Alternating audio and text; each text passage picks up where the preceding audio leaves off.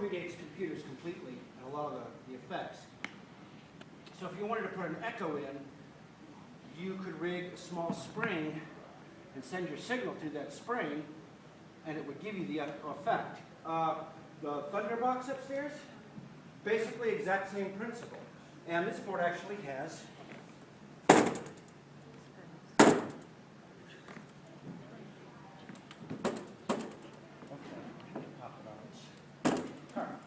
well, you can hear a little rattle in there. They're going to be shorter. This is a really old board. But it will take mic signals. You can actually hook a laptop right up to it.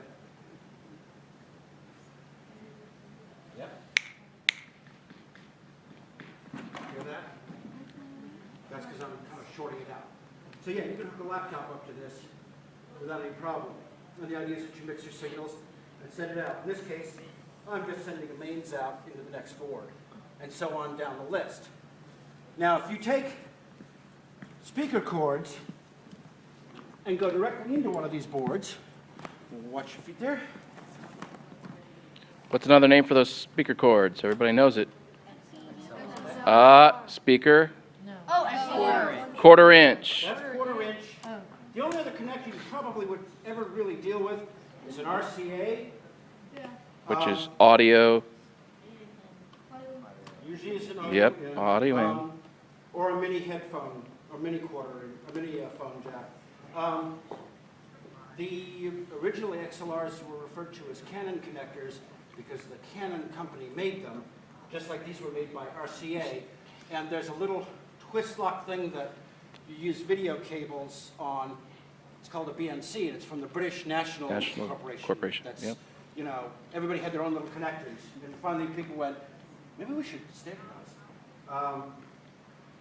But you'll notice, even with the volume, I'm going to pull this loose. I can pull all my volumes totally up, and we're not getting squat out of the speakers because the line level signal, it won't push the speakers. If you got right up next to it, you might hear a little bit of noise, but not likely, not very much. And it won't push it. What you need is an amp to push it. And pretty much most of your boards will have a line level out, and then you get a power amp to do it. Now, the one exception is that board, and you can hear the speakers now. For my class, do we need an amplifier for our mixer? Yeah. All right, Yeah. very So good. it's a line level, so just a mixer. This particular one is a mixer amp, which is also why it's so heavy. And there's a cost differential also for those, the mixers yes, to regular. If you had to go and buy a mixer and an amplifier, you're going to spend more money than you would on this. And if for a small rock and roll band, that's probably not a bad idea because it's all in one package. However, if your mix board dies or your amp dies, you have to go buy the whole thing over, whereas with these, or even the board back there, if the amp dies, I go buy a new amp. So probably long term, it's better to have a board Separate. that doesn't have an amp in it. Yeah. There are places where this comes in useful. Lower School Chapel or some of the pep rallies, things like that. I have a sound system I've set up over there. That little unit is a mixer amp, so in that case, it's kind of more convenient. All of these brands are actually still in business. That's Electro Voice. Ross still does stuff. Probably, I know those two boards are no longer made. They might still make this one. These two are actually on loan from a theater. Tascam is still in business and does a lot of sound equipment. Almost every one of these will have connectors. It's easier to see on this one where you have your mic input and your line input, which is where you would feed like an iPod or whatever. There's what's marked on this one as an out-in. On that one, it's called an insert. I think they mark it both ways on this one. What an insert is that you plug a jack in, and whatever you've got going in that channel comes out and goes into like an effects box, and then comes back into the board to go out to the mix. If you have something special you want to put on your bass guitar, sometimes for shows you have You want to make somebody's voice funky, so you send it through an effects. That's kind of what that's for. You can also use that if you've got a multi-channel recorder. You can use that to pull signal out so you can record each channel individually and later go back to mix it down. That's the way the board back there is sort of set up. But yeah, that got the power amp thing. All of these are fed through, which you probably have heard of, it's called the Snake, which is basically a large collection of mic plugs. This one is what you would call an 8-4. There's 8 sends, which is signals going that way. Then you'll notice 4 down here that are backwards. That's 4 returns. The idea is that I can send 4 different signals out of the board back here so that my drummer has one mix, my bass guitar player has a mix.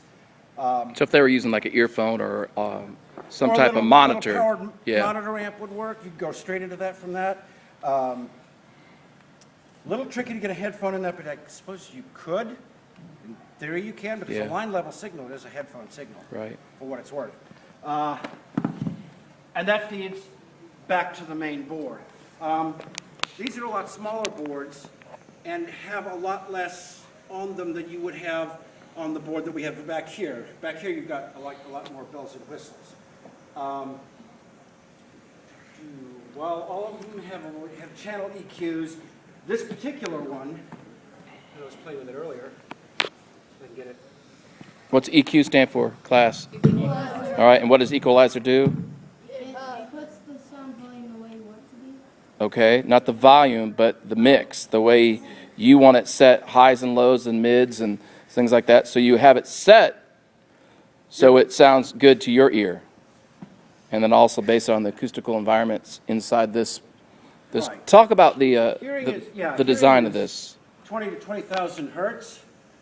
And each wave, 20 hertz would be a long wave. 20,000 hertz is like real tight and close. If the room is so many wavelengths of a certain note, so where the note comes over, hits the wall and comes back up and follows itself, it's going to make that note particularly live in the room. We're kind of lucky enough here. You notice the walls don't really parallel each other. That's not artistic. If you look at any modern theater, they all have twisting walls. Because if you have 2 parallel walls, somewhere within 20 and 20,000 hertz, you're going to have a frequency that's going to hit the wall and double back on itself, which means that's probably where you're going to get feedback.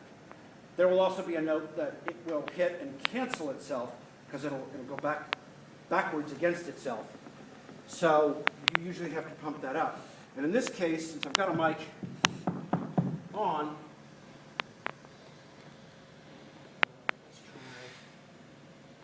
where's my screen? Hello? Close.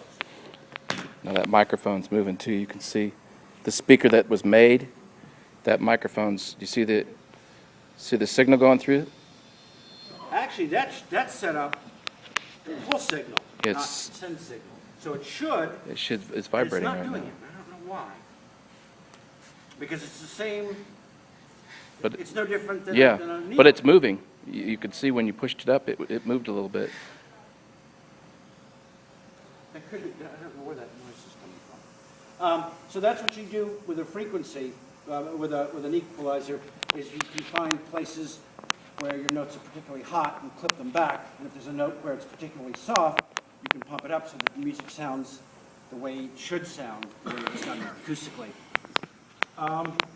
Tell us about the microphone you're using right there. This is actually a remake. This is Shure. They used to make these back in the 40s and 50s, and when they stopped making them, they were so popular. People were. This is like prior to eBay, but they were able to buy them. They would like sell them through different markets, and Shure went back and started rebuilding them because it was so popular. So this one is one of the remakes because of the adapter on the bottom. They used to have a different type of mic connector. It was the old single pin threaded piece, which is, I don't think anybody uses those anymore. Yeah. But what is it, 555H? Yes. And yes, you can still You can't buy these online. One of the things you run into, you won't run into it here because we have a fairly clean sound system, but if any of you have ever hooked up an old guitar amp in an older building where the electricity is like going back to the 70s, and you start getting that weird hum, and it kind of sounds like an icebox or a refrigerator or air conditioning unit.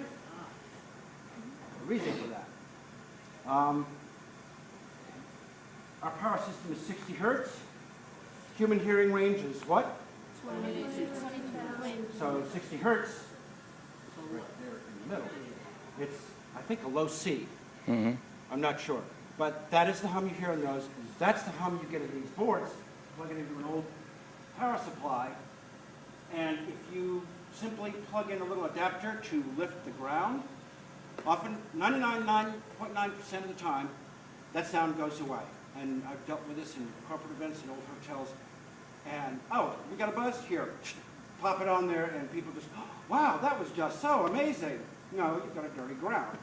The ground is neutral or touching somewhere. That's 90% of the time, that's where the problem is. The hiss is what you hear, by the way, is because you've got this many amps, and some of them are fairly old. You talked about signal-to-noise ratio. Not yet. Ah, that's the background noise of these boards. And even that brand new board back there will give you a little noise. If you turn the headphone up and down, you'll hear that little hiss. When you go to record something, you want to make sure what you're picking up is you don't want to overload the signal, but you want to push it high enough so that your signal is down here, or your signal is up here, and your noise is down here.